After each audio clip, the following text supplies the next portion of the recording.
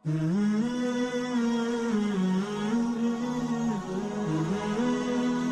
तो एक कबूल होने वाली दुआ की तरह होती है, जिसका हरफे एहसास ही राहत और सुकून का बायस होता है,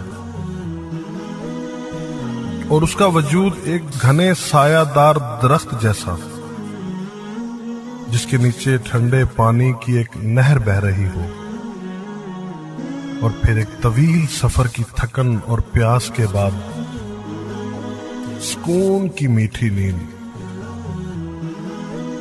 माँ तो बस माँ है, जो अपनी औलाद की हर मुश्किल पर कठिन घड़ी में सबसे पहले उसको अपने शफकत भरे हाथ का लम्स देती है, और फिर सबसे ताकतवर जुमला जो शायद औलाद की तमाम फिक्र लम्हा भर में एक तिलिस्मी ताकत से फौरन गायब कर देता है कि फिक्र ना करो, मैं तुम्हारे साथ हूं, और मेरी दुआएं भी।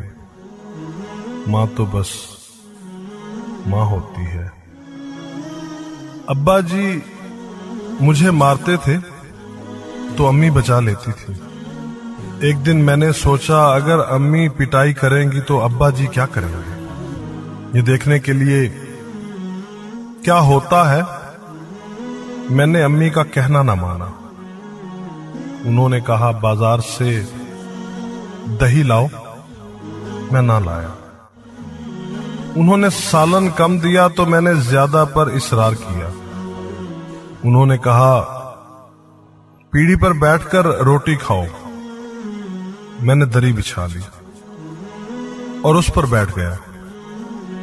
कपड़े मैले कर लिए, मेरा लहजा भी गुस्ताखाना था।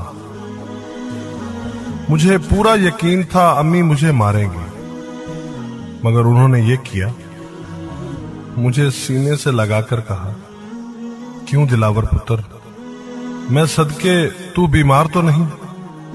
और उस वक्त मेरे आंसू थे कि रुकते नहीं थे।